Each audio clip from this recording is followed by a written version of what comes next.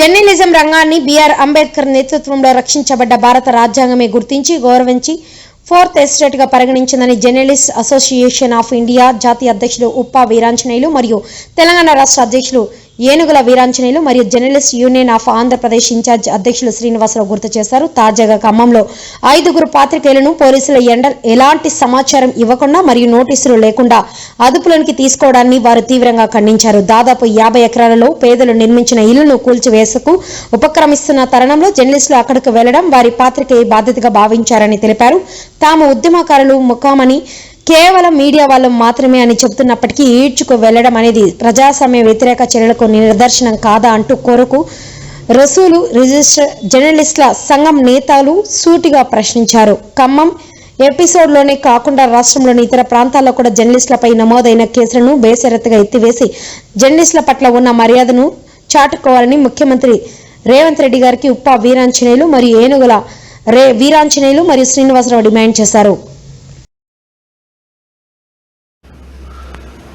Congress party అధికారంలోకి వచ్చిన అనంతరం జర్నలిస్టులపై జరుగుతున్న దౌర్జన్యాలు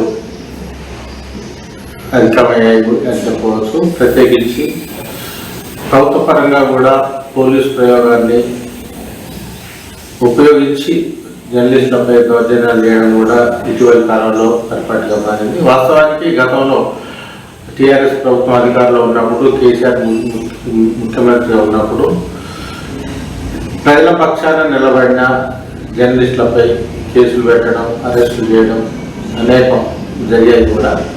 దీంతో జర్నలిజంలో ఉన్న సమాజం మొత్తం అప్పటి ప్రభుత్వానికి వ్యతిరేకంగా పనిచేసిన నేపథ్యంలోనే కాంగ్రెస్ పార్టీ అధికారంలోకి రావడం జరిగింది. ముఖ్యంగా కాంగ్రెస్ పార్టీ కూడా ఇతర పార్టీల కన్నా విచిత్రంగా, అంటే ఒక వెరైటీ అని కూడా చెప్పుకోవచ్చు. తన కాంగ్రెస్ పార్టీ ఎన్నికల ప్రణాళికలోనే జర్నలిస్టులకు ఇంటి స్థలాలు ఇస్తామని, జర్నలిస్టుల రైట్స్ కాపాడుతామని ఇన్ని గొప్పలు చెప్తున్న పరిస్థితిని కూడా మనం చూస్తాం. అలాంటి తాజాగా ఇటీవల జరుగుతున్న పరిణామాల నేపథ్యంలో రాష్ట్ర ప్రభుత్వం కూడా విభిన్నమైన పోకళ్లకు, నిరంకుశమైన పోకళ్లకు పోతున్నట్టుగా కనిపిస్తుంది. తాజాగా ఖమ్మంలో భూదాన భూములకు సంబంధించిన విషయం రచ్చ కొనసాగుతున్నది. అక్కడ పేదలు భూదాన భూములు అంటే జనరల్గా ఈ ప్రభుత్వ భూమి కిందనే లెక్క వచ్చే పరిస్థితి ఉంది. ఈ పరిణామాల క్రమంలోనే అక్కడ నిర్మించుకున్న పేదలు ఇళ్లకు సంబంధించి కూల్చివేతకు ప్రభుత్వం, రెవెన్యూ శాఖ, పోలీస్ శాఖ రంగం సిద్ధం చేసుకున్న నేపథ్యంలోనే అక్కడ నిర్బంధాన్ని అమలు చేస్తున్న పరిస్థితి చూస్తున్నాం. అయితే దాదాపు ఒక 5 మంది జర్నలిస్టులు అక్కడికి చేరుకొని ప్రజల పక్షాన నిలబడే ప్రయత్నం చేశారు. ప్రజల పక్షాన అక్కడ వాయిస్ అది అసలు పేదలు నిర్మించుకున్న ఇళ్లను కూల్చకూడదని కూడా గట్టిగా మీడియా ద్వారా తెలియజెప్పడం జరిగింది. ఆ క్రమంలోనే పేదల పక్షం నిలుస్తూ కాంగ్రెస్ ప్రభుత్వం పేదల ఇళ్లను ఎలా కూలుస్తుందని, దీని వెనుక కోట్లాది రూపాయల కుంభకోణాలు ఉన్నాయని, ఖమ్మం జిల్లాకు 3 మంత్రులను ఇస్తే ఇంత పెడధోరణి ప్రదర్శిస్తారంటూ కూడా జర్నలిస్టులు ప్రజల పక్షాన తమ గొంతును వినిపిస్తున్న క్రమంలోనే పోలీసులు సడన్గా ఎంట్రీ ఇవ్వడం జరిగింది.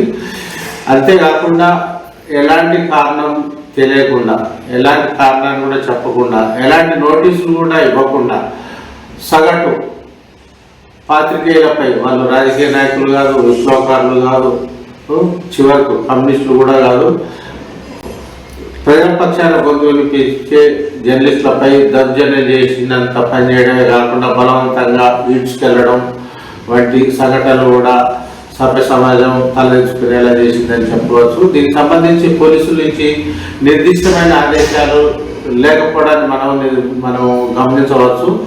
ఒక సగటు జర్నలిస్టుల విషయంలోనే భారత రాజ్యాంగంలో 4th ఎస్టేట్ ఆ రోజు డాక్టర్ బిఆర్ అంబేద్కర్ గారు కూడా దీనికి సముచితమైన స్థానాన్ని కల్పించిన రంగం అనేది.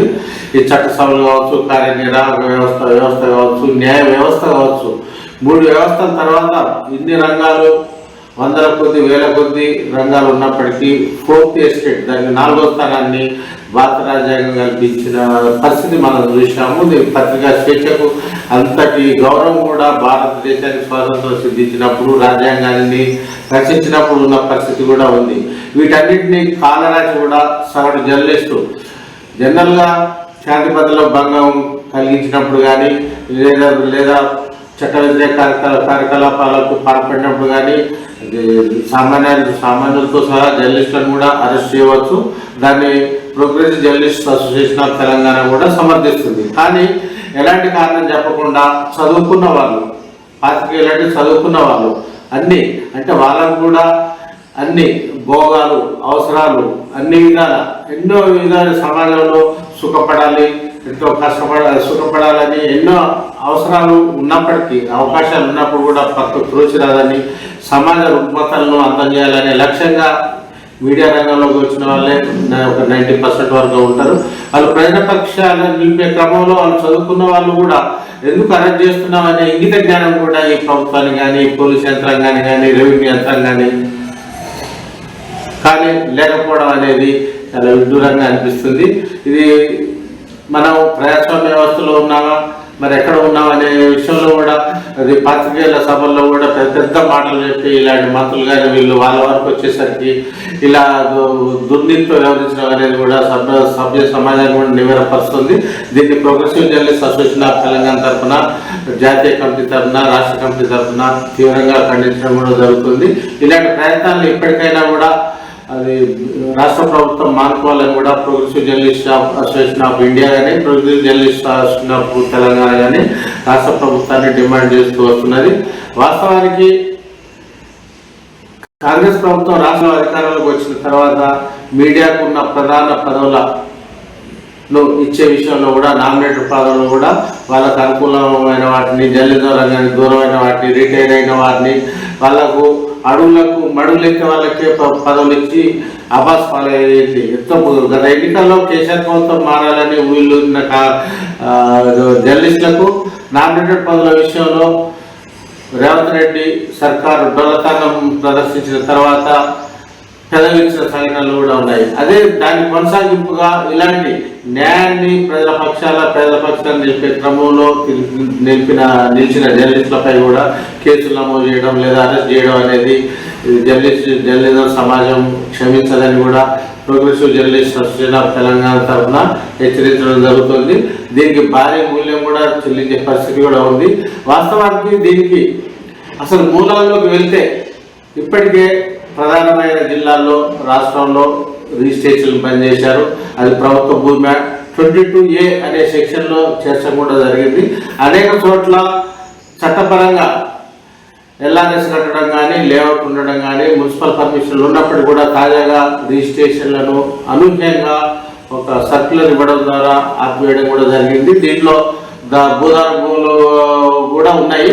అయితే దీని భూములకు సంబంధించి ప్రభుత్వం ఉద్దేశం ఏంటో చెప్పకుండా సర్క్యులర్ ఇచ్చి రిజిస్ట్రేషన్ ఆపడం ఒక ఎత్తు అయితే, అక్కడక్కడ ఇప్పుడు ఖమ్మం ఒక ఉదాహరణ, దాని మీద మంత్రుల కన్ను పడిందని మన పార్టీలో చెప్తున్నారు. ఆ భూమి పేదవాళ్ళని కేటాయించి ఖాళీ చేయించి అసలు ఆ భూమిలో ఏం చేయదలుచున్నారనే మీద ప్రభుత్వం నుంచి స్పష్టత లేదు. అసలు ఈ సర్క్యులర్ ఎందుకు వచ్చింది అనేది మాకే తెలియదనే విషయంలో కూడా సబ్ రిజిస్ట్రార్లు కానీ రిజిస్ట్రేషన్ శాఖ కూడా పెదవిస్తున్న సంఘటనలు కూడా మనం చూస్తున్నాము.